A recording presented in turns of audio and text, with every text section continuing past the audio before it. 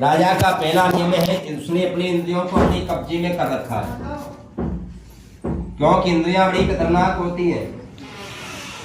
जीव तो बढ़िया पकवान खाने के लिए मांगती है कि रोजाना बढ़िया कोई कुछ खाने के लिए मिले, कभी चाउमीन मिले तो कभी बर्गर मिले, कभी डोसा मिले हैं, कभी गोलगप्पे मिले हैं, रोजाना कुछ नया खाने के लिए मिलना चाहिए, जीव मांगती है।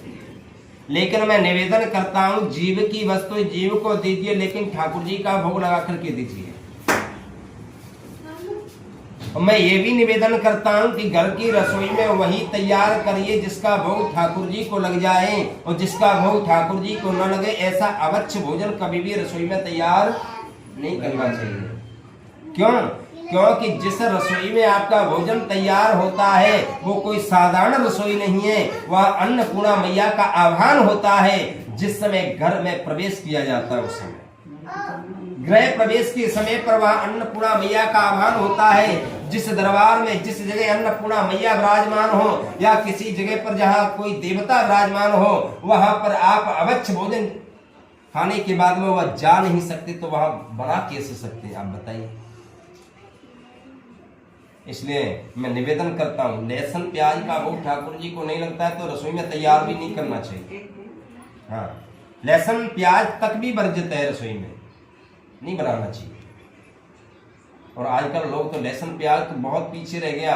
हाँ, अंडे ला करके मीट ला करके रसोई में सब बनाते हैं, और जिस रसोई में अंडे ला करके तैयार किए जाते हो, आमलेट तैयार की जाती हो, मुर्गा ला करके काटा जाता हो, मीट बनाई जाती हो, उस घर का भोजन उस रसोई का बनाया हुआ भोजन न तो कभी ठाकुर जी को भोग लगाना चाहिए, न कभी उस रसोई के बने हुए भोजन से ब्राह्मण को भोजन कराना चाहिए, नहीं कराना चाहिए। क्योंकि ब्राह्मण को नहीं पता है कि आप उस रसोई में अवच्छ भोजन तैयार करते हैं। अगर ऐसे भोजन उसी रसोई का बनाया हुआ भोजन ब्राह्मण के सामने जाएगा, ब्राह्मण उस भोजन का पान करेगा, तो ये समझ लेना कि ब्राह्मण का ईमान भ्रष्ट हो जाएगा। तो ब्राह्मण का ईमान भ्रष्ट होगा तो ब्राह्मण तो नहीं देख रहा, लेकिन ईश्वर जरूर देख रहा है, उसका भुगतान आपको करना पड़ेगा। हाथ जोड़ करके निवेदन कर दीजिए, बोले महाराज हमारे यहाँ अवच्छ भोजन होता है, हम आपको भोजन भी नहीं करा सकते। हाँ, कथा कहिए, कोई बात नहीं, चलेगा। तो इसलिए रसोई में वही तैयार करिए जिसका भोग ठाकुर जी को लग जाए, जिसका भोग ठाकुर जी को न लगे तो नहीं बनाना चाहिए। और आजकल तो सब बनता है।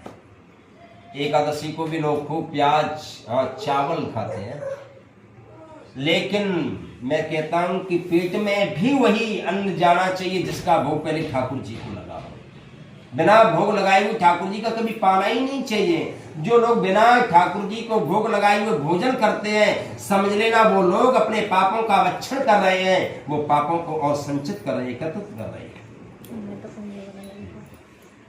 तो इसलिए बिना भोग लगाए हुए कभी नहीं पाना चाहिए। एक बार की बात थी, एक व्यक्ति एक महात्मा जी के पास में पहुंचा। सुन लीजिए, महात्मा जी के पास में पहुंचा, देखा कि महात्मा जी बहुत अट्टे गट्टे मोटे ताजी हैं, चेला भी घूम रहे थे ना, वो सब खूब खाते पीते।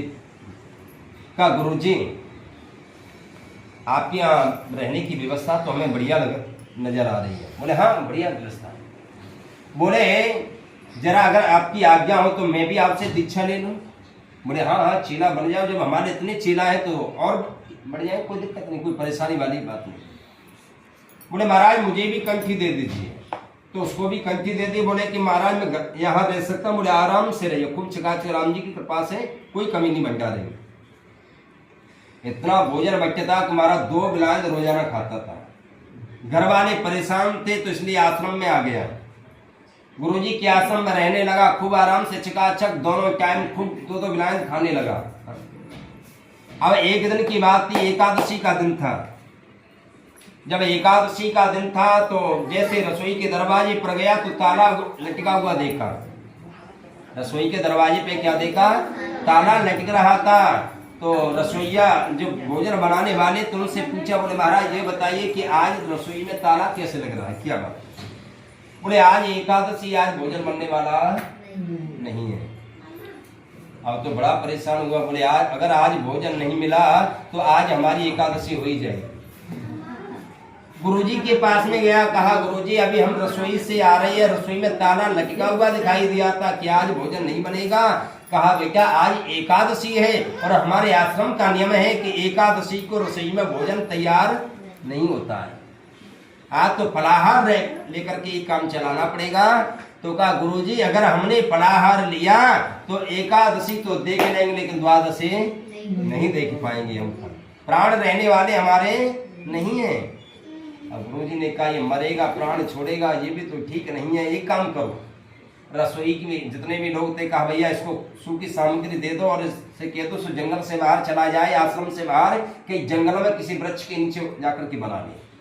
और उससे कहा भाई बाहर आश्रम से बिल्कुल बाहर, आश्रम की सीमा को बाहर करके जाओ और वहां पहले ठाकुर जी को भोग लगाना, राम जी को भोग लगाना, बिना राम जी के भोग लगाए हुए पाना मत, क्योंकि एकादशी को वैसे तो भोजन करते नहीं है, तो राम जी का भोग लगा करके पाओगे तो कम से कम पापों से बच जाओगे।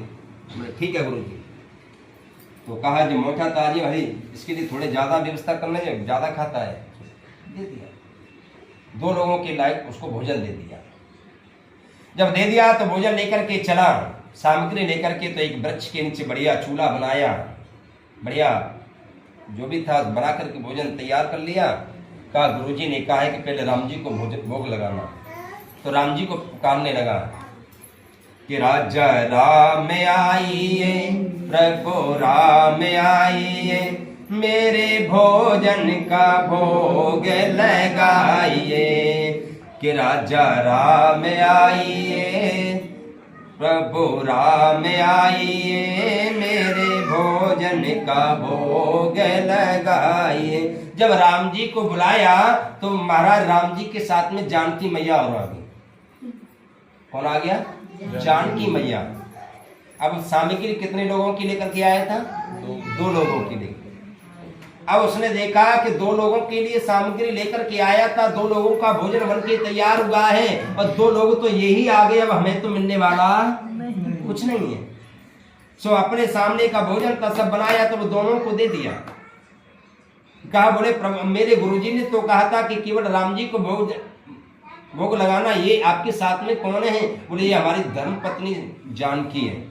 अब बोले प्रभु ये बताइए एकादशी तो अगली बार भी आएगी, अगली बार आप अकेले आएंगे कि आप 2 ही लोग आएंगे? बोले हाँ हम 2 ही लोग आएंगे। बोले ठीक है।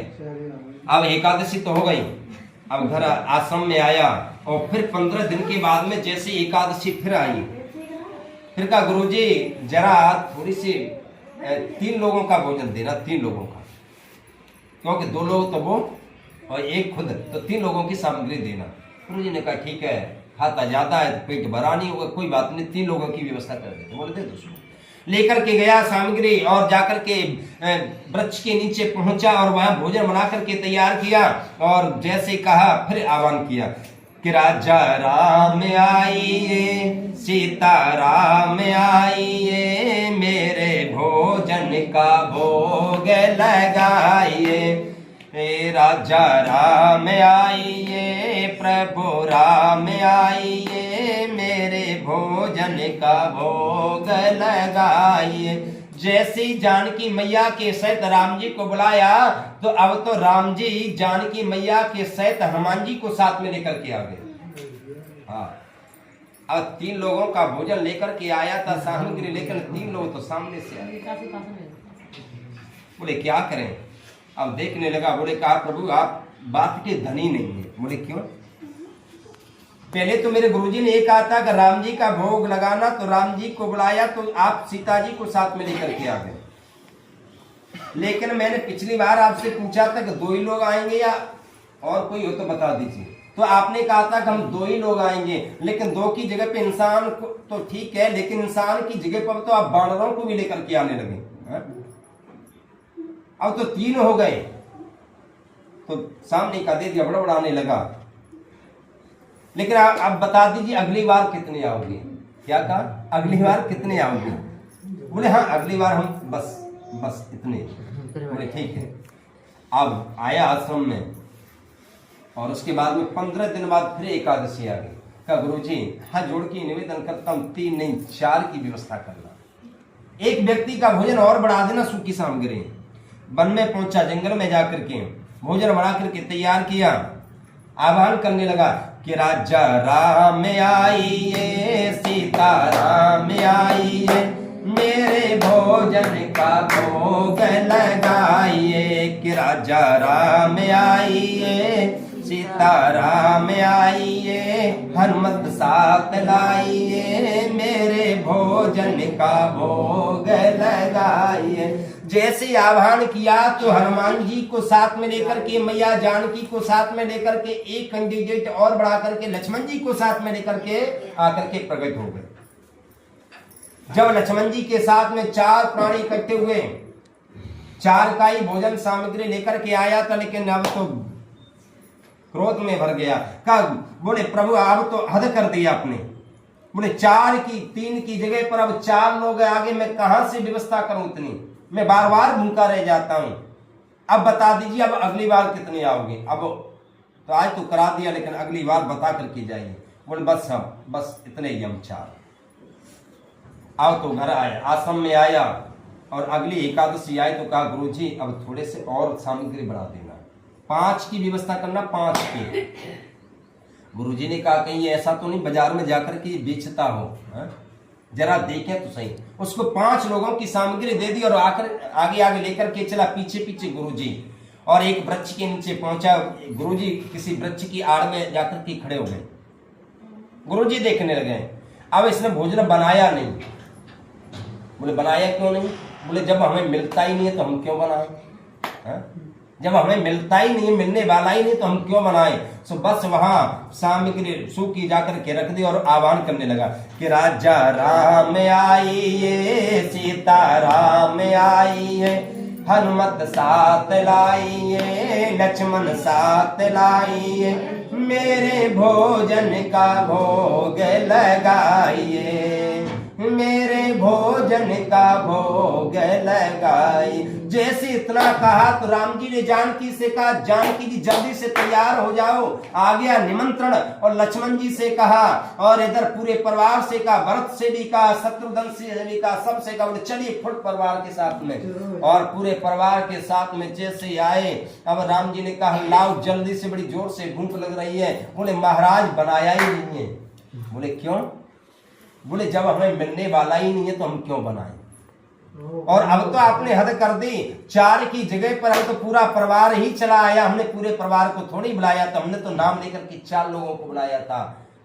अब हमें तो मिलने वाला नहीं, कहो अपनी घरवाली सो अपने आप बनाए और खिलाए, हम बनाने वाले नहीं। तो कहने का तात्पर्य क्या है? जब ये बड़बड़ाने लगा तो गुरुजी देख रहे, तो गुरुजी कह रहे, वो विचार करने लगे पता नहीं बात किससे कर रहा है। तो गुरुजी निकल कर के आए। गुरुजी ने कहा क्यों रे पगले किससे बोल रहा है? बोले गुरुजी देखिए तुमने कहा था पहली बार के राम जी को भोग लगाना, तो महाराज मैंने इनका आह्वान किया तो जानकी को लेकर के साथ में आ गए, तीसरी बार हनुमान जी को लेकर के आ गए, चौथी बार लखन लाल को लेकर के। अब तो इन्होंने पूरी हद कर दी, पूरा बटालियन पूरी फोर्स चली आई, पूरा परिवार ही आ गया बिना बुलाए।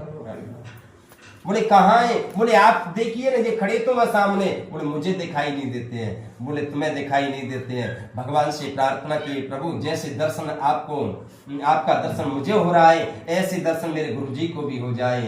तो कहने का तात्पर्य क्या है? जब भोग लगाते लगाते ऐसा भाव चल करके आ जाए हम साक्षात ईश्वर का भोग लगा रहे हैं, तो भगवान को आना ही पड़ेगा।